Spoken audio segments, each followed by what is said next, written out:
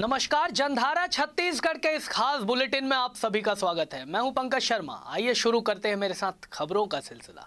मुख्यमंत्री भूपेश बघेल ने गणेश चतुर्थी के पावन पर्व के अवसर पर बीती शाम अपने निवास स्थित गणेश पंडाल में भगवान श्री गणेश की भव्य प्रतिमा की स्थापना की।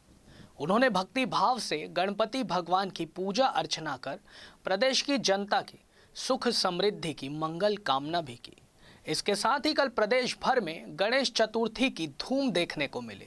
जगह जगह शहर के विभिन्न इलाकों में गणेश प्रतिमाओं की स्थापना की गई और विधि विधान से स्थापना पर्व संपन्न किया गया। मुख्यमंत्री भूपेश बघेल ने प्रदेश वासियों को और विशेष रूप से उत्कल समाज के लोगों को नुआखाई पर्व की बधाई और शुभकामनाएं दी हैं। मुख्यमंत्री बघेल ने अपने शुभकामना संदेश में कहा कि ऋषि पंचमी को नुआखाई का त्यौहार मनाया जाता है। यह त्यौहार नई फसल के आगमन, धरती और भगवान के वंदन और किसान भाइयों के बंधुत्व और एकत्व का प्रतीक है। पूरे भारत में पोषण विभाग के माध्यम से सुपोषण अभियान का आयोजन किया जाता है ताकि लोगों में सुपोषण के प्रति जागरूकता आए। इसी के चलते आज राजधानी रायपुर के मरीन ड्राइव में साइकिल रैली का आयोजन महिला एवं बाल विकास और यूनिसेफ के द्वारा किया गया।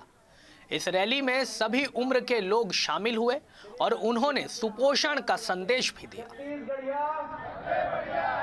बेहतरीन। अब हम थोड़ा सा समायोजित और संयोजित दिखाई दे रहे हैं। अब हम यहाँ पर आज के सुपोषण के संदेश को सभी तक पहुँचाने के लिए तैयार दिखाई दे रहे हैं। सही पोषण छत्तीसगढ़ रोशन। छत्तीसगढ़ की सबसे बड़ी चुनौती है कुपोषण, क्योंकि 70% बच्चों की मृत्यु का मूल कारण होता है कुपोषण, और कुपोषण के कारण शिक्षा का आउटकम में कम होता है और एक राज्य का जीडीपी में कम होता है। सो ये हम यूनिसेफ के मानना है कि छत्तीसगढ़ कुपोषण मुक्त और एनीमिया मुक्त बन सकता है, क्योंकि इस राज्य में बहुत सारे कार्यक्रम हैं। मुख्यमंत्री सुपोषण कार्यक्रम है, पोषण अभियान है, एनीमिया मुक्त कार्यक्रम है। सो ये कार्यक्रम का आज का उद्देश्य है कुपोषण के बारे में, पोषण के बारे में ज़्यादा जागरूकता बनाए।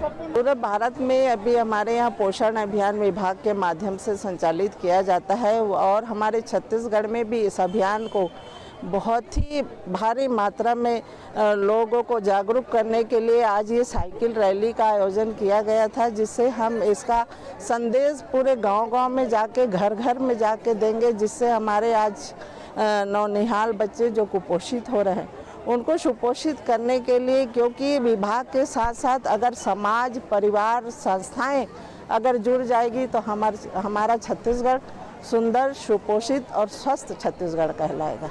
और छत्तीसगढ़ की कांग्रेस सरकार ने फिल्म नीति की घोषणा कर दी है। इस फैसले का संस्कृति प्रकोष्ठ के प्रदेश अध्यक्ष दिलीप षडंगी ने स्वागत भी किया है।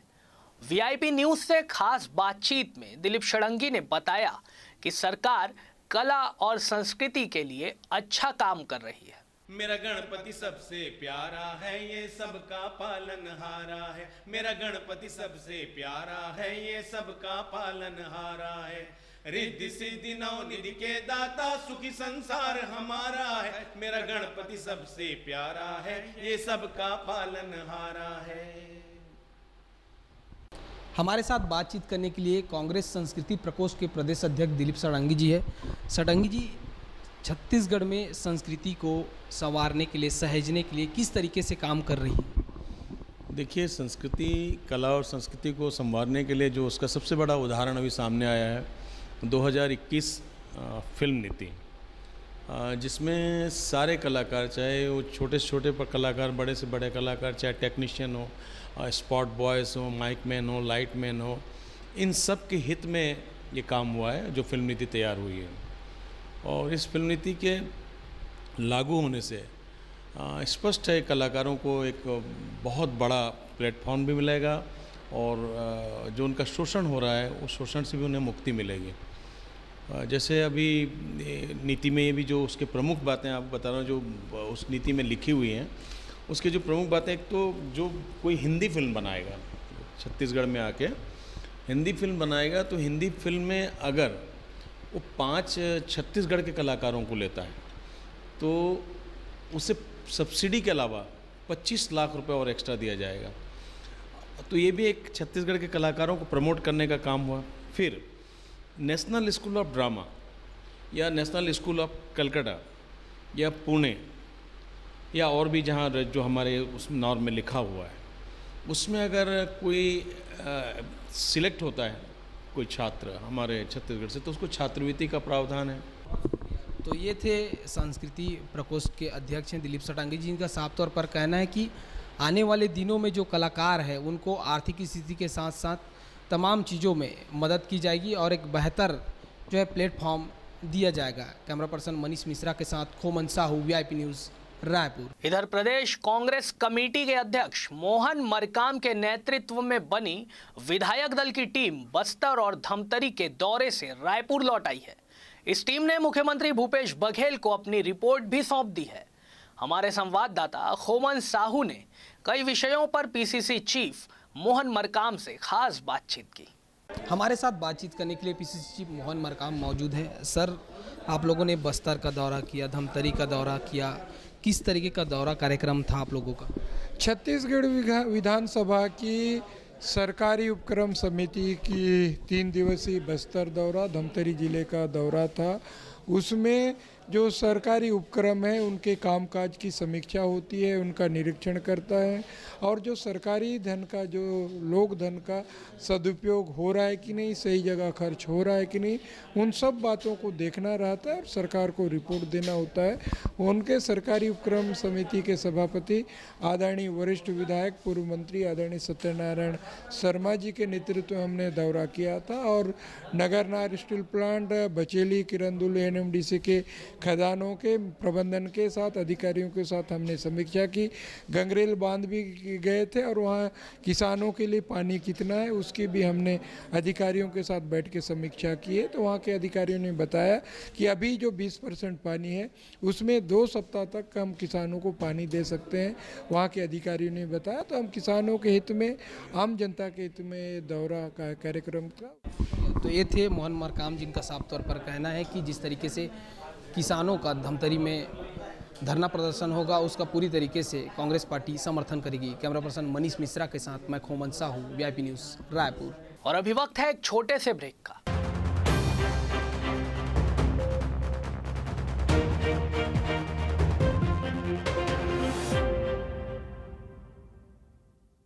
हमारा लक्ष्य है खबरें जो जागरूक कर सके जनगण के मन को, खबरें जो बेबाक हो, खबरें जो निष्पक्ष हो, खबरें जिनमें सत्य की अनुगूंज हो, खबरें जिनमें बदलाव का राग हो।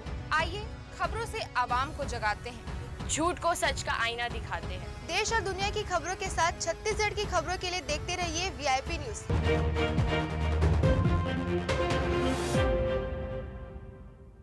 ब्रेक के बाद एक बार फिर आपका स्वागत है। आइए देखते हैं खास कार्यक्रम सुभाष की बात। पंचायती राज व्यवस्था में महिलाओं के लिए 50% आरक्षण की व्यवस्था है। अब नगरीय निकाय में भी 50% महिलाओं को आरक्षण मिले, इसके लिए छत्तीसगढ़ की सरकार ने अपने तरफ से सहमति दी है। केंद्र का यह प्रस्ताव था जिस पे छत्तीसगढ़ सरकार ने सहमति दी है। उम्मीद की जाती है कि आने वाले समय में केंद्र इस बारे में नियम बनाएगा और नगरीय निकाय में भी पंचायत की तरह महिलाओं की 50% हिस्सेदारी होगी। अभी वो हिस्सेदारी 33% है। हड़ताली का व्रत जो पति की दीर्घायु होने की कामना के साथ महिलाएं रखती हैं और अपने पति के लिए वो उपास थीं। लगातार हम देख रहे हैं, चाहे NDA के जरिए सेना में भर्ती की बात हो, चाहे NDA के बाद जो प्रशिक्षण के बाद स्थायी कमीशन की बात हो, ये सब कहीं ना कहीं महिलाओं से जुड़ी है। अब अगर नगरीय निकाय में 50% महिलाओं का आरक्षण हो जाएगा तो जो नगरीय निकाय में पार्षदों की संख्या है वो बढ़ जाएगी। इसी तरह जो खनिज न्यास निधि है उसकी जो ग्राम सभा है उसमें भी 50% महिलाओं का क्या आरक्षण किया गया है कि उसमें महिलाओं की भागीदारी हो। छत्तीसगढ़ में जो गोधन न्याय योजना है जिसमें कि गोबर की खरीदी हो रही है, उसमें 44,50,000 महिलाओं ने भागीदारी निभाई है। जो छत्तीसगढ़ का महिला कोष है उसमें जो महिलाओं को ऋण मिलता है उसमें भी वृद्धि हुई है। अगर हम प्रथम दृष्टा देखते हैं तो हमको लगता है कि सशक्त और समर्थ नारी जो छत्तीसगढ़ सरकार का नारा है वो कहीं ना कहीं अमली जामा पहनते दिखता है, पर हम सामाजिक व्यवस्था में जाते हैं तो ऐसा नहीं है। अगर हम केंद्र और राज्य सरकारों की बात करें जिनका संचालन विधानसभा और लोकसभा और राज्यसभा से होता है, वहाँ पर महिला आरक्षण बिल को लेकर लंबी बहस चली और महिलाओं ने कहा कि हमको 50% आरक्षण मिलना चाहिए, पर वो 50% आरक्षण तो मिला नहीं। फिर उन्होंने कहा चलो 33% आरक्षण दे दो, पर वो आरक्षण लागू हुआ नहीं।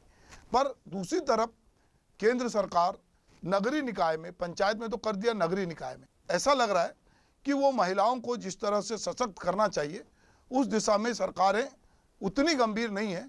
वो एक तरफ पंचायती राज के माध्यम से तो महिलाओं को की भागीदारी कर रही हैं, दूसरी तरफ वो नगरीय निकाय में भी उनको बराबरी की हिस्सेदारी की बात कर रही।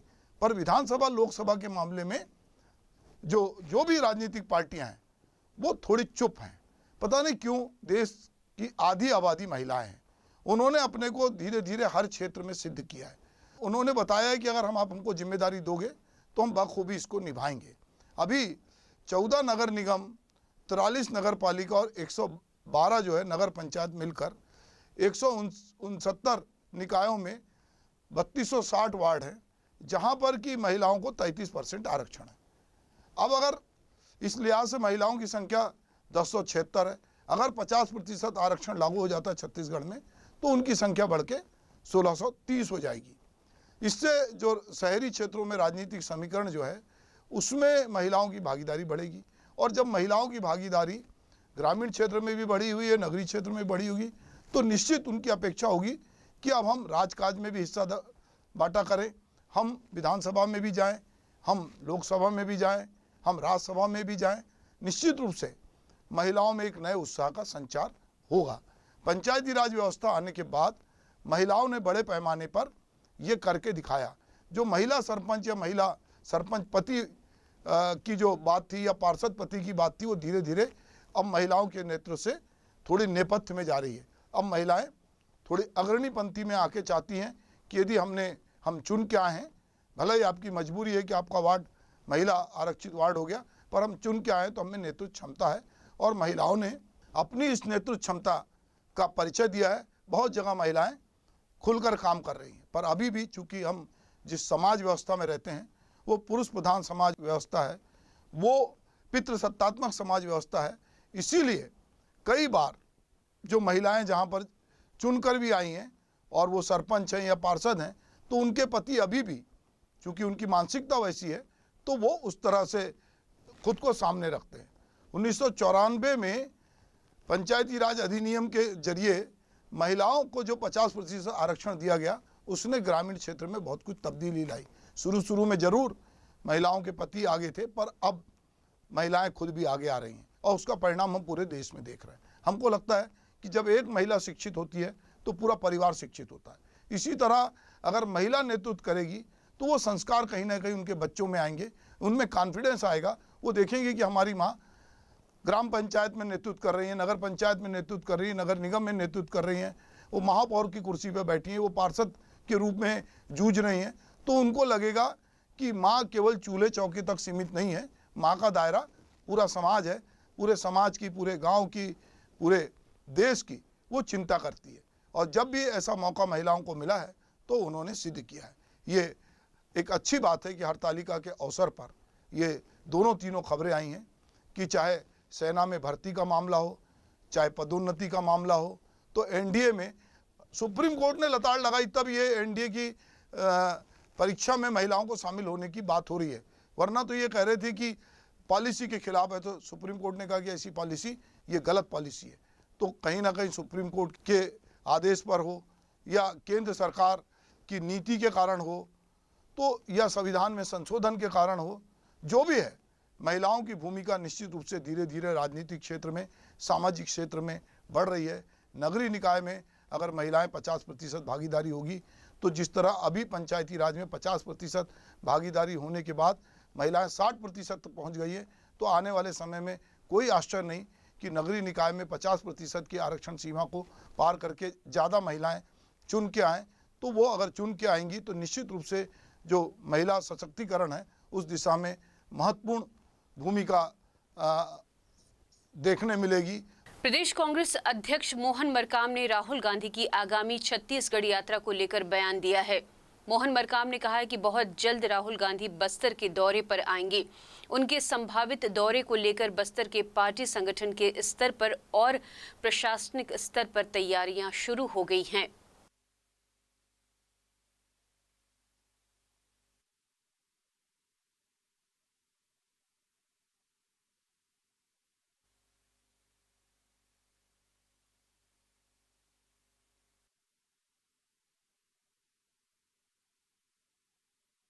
हमारे नेता आदरणीय राहुल गांधी जी बस्तर प्रवास पर आ रहे हैं। हमारे लिए सौभाग्य की बात है। उनके कार्यक्रम को हम भव्यता दें और छत्तीसगढ़ में माननीय भूपेश बघेल जी की सरकार जो विकास कर रही है उन विकास कार्यों को भी हम दिखाएं।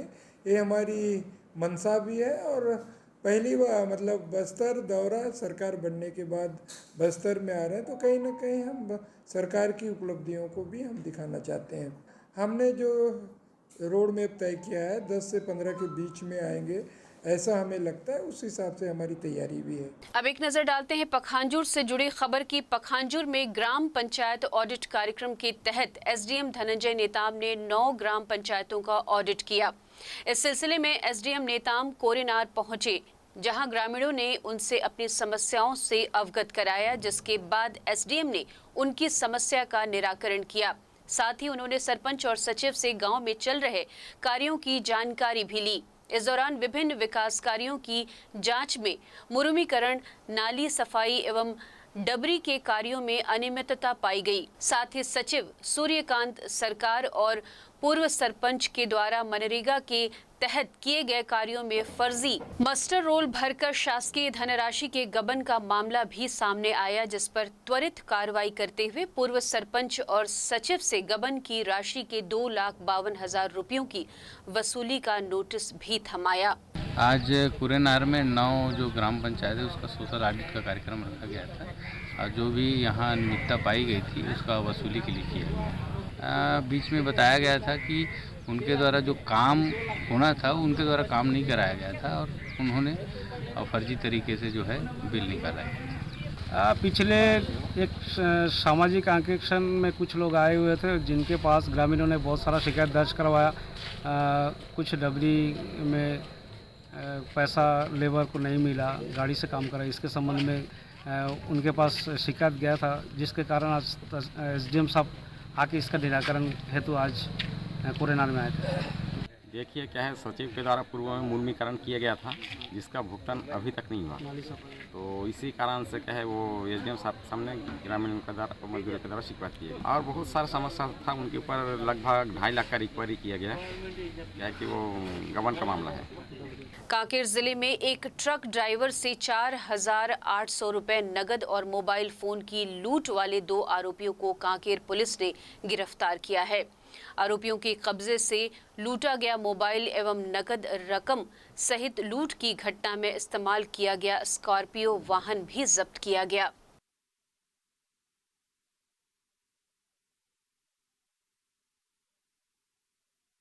बालोद जिले में सरकारी पीएम आवास योजना से हितग्राहियों को राशि नहीं मिलने से हितग्राही परेशान नजर आ रहे हैं। वहीं जिले की खनिज नगरी दल्ली राजहरा की एक झुग्गी बस्ती में यहां के युवाओं ने मानवता की अद्भुत मिसाल पेश की है। इस बस्ती के युवाओं ने वार्ड की एक गरीब वृद्ध महिला के लिए पक्का मकान बनाकर उन्हें सौंपा है। इस मकान बनाने में लगभग 1.5 लाख रुपए की लागत आई है।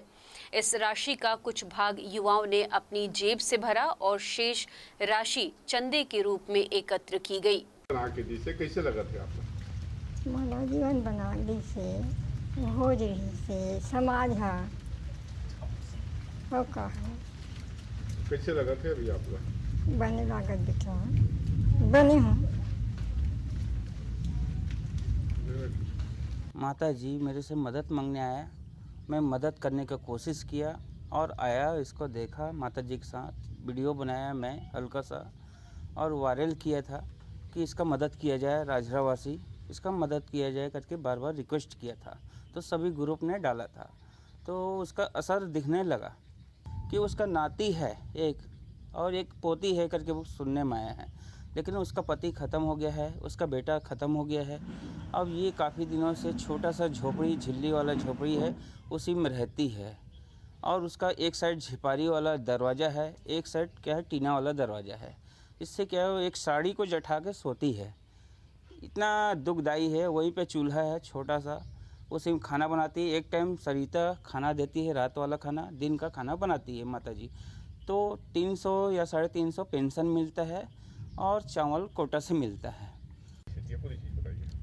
माता जी की स्थिति बहुत कमज़ोर थी। देखे घर के हम लोग, रहने के लिए उनको व्यवस्था नहीं था। एकदम 6x6 का रूम था, जिसमें सोना तो दूर, बैठने के लिए भी बहुत तकलीफ हो रहा था। बारिश का दिन था, स्थिति ऐसा हो रहा था कि माता जी को हम लोग बारिश में भी आके देखे तो ऐसा स्थिति था कि एक जगह कोने में दुबक के बैठे थी, चारों तरफ पानी गिर रहा था। ऐसा लग रहा है कि आदि मानव के ज़माने में माता जी आ गई। तो हम लोग हमारे ग्रुप के माध्यम से, हमारे सुघर पंडर दली ग्रुप के माध्यम से, जिसमें जीवन लाल भैया एवं हमारे साथी लोग हैं, तो लोगों के सामने बात रखे। राजरा व्यापारी संघ हो गया, सर्व समाज, साहू समाज, हर समाज के लोग हम लोग को मदद किए, व्यापारी लोग भी मदद किए।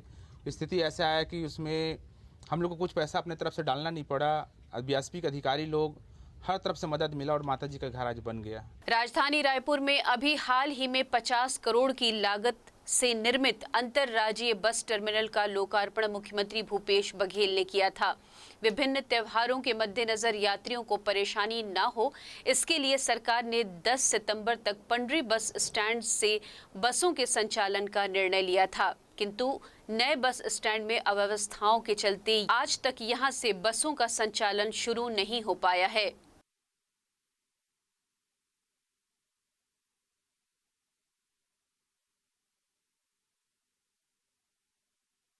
ये रात में होता है, उधर बाउंड्री पुष्पा हम लोग चिगई गांजा वाजा फूकते हैं, अच्छा निकल जाते हैं 15-20 मिनट में। कुछ दिनों पहले ही छत्तीसगढ़ में मुख्यमंत्री भूपेश बघेल ने बड़ी सौगात रायपुर वासियों और प्रदेशवासियों को दी थी। यहाँ पर जो है छत्तीसगढ़ के राजधानी रायपुर में नया बस स्टैंड का लोकार्पण उन्होंने किया और तमाम तरह की व्यवस्थाएं यहाँ पर होने की बात कही थी। लेकिन जो बातें सामने आ रही है उसके मुताबिक यहाँ पर अब भी कई ऐसी व्यवस्थाएँ हैं जिनको होना जरूरी था, लेकिन अब तक ये व्यवस्थाएँ यहाँ पर नहीं बन पाई। आपको दिखाना चाहूँगा, ये नया बस स्टैंड है जहाँ पर हम मौजूद हैं और यहाँ पर अब भी जो व्यवस्थाएँ हैं वो काफ़ी सारी व्यवस्थाएँ नहीं हैं। जो जानकारी मिल पा रही है उसके मुताबिक अभी भी यहाँ जो बस स्टैंड है वो चालू नहीं हुआ है। जैसे यात्री यहाँ पर पहुँचेंगे तो उनको काफ़ी सारी परेशानियों का यहाँ पर सामना करना पड़ सकता है। आपको दिखाना चाहूँगा, यहाँ पर ये जो है अभी नया सुलभ शौचालय बनाया जा रहा है। हालांकि आनंद फानन में लोकार्पण तो कर दिए गए थे, लेकिन जो यहाँ पर यात्री हैं उनके निपटारे को लेकर किसी तरह की व्यवस्थाएँ नहीं थी। तो अब यहाँ पर सुलभ शौचालय बनाने की प्रक्रिया अभी शुरू की गई है। इसके अलावा जो जानकारी मिल पाई है उसके मुताबिक पहली बारिश में जो है इस जो नए बिल्डिंग है उसकी पोल खुल गई है और यहाँ पर पानी टपकना भी शुरू हो गया है। कैमरा पर्सन अमीन कुरैशी के साथ अंकित मिश्रा की report, VIP news Raipur. Chhattisgarh में धर्मांतरण को लेकर अशांति लगातार बढ़ रही है। आज भारतीय जनता पार्टी के तमाम नेताओं द्वारा राजधानी की सड़कों पर बरसते पानी में शांति मार्च निकाली गई।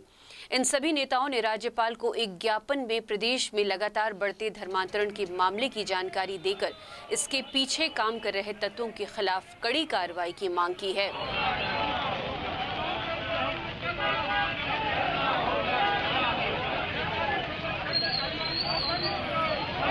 वीआईपी न्यूज बुलेटिन में फिलहाल के लिए इतना ही। देश दुनिया की बाकी खबरों के लिए आप बने रहिए वीआईपी न्यूज के साथ। नमस्कार।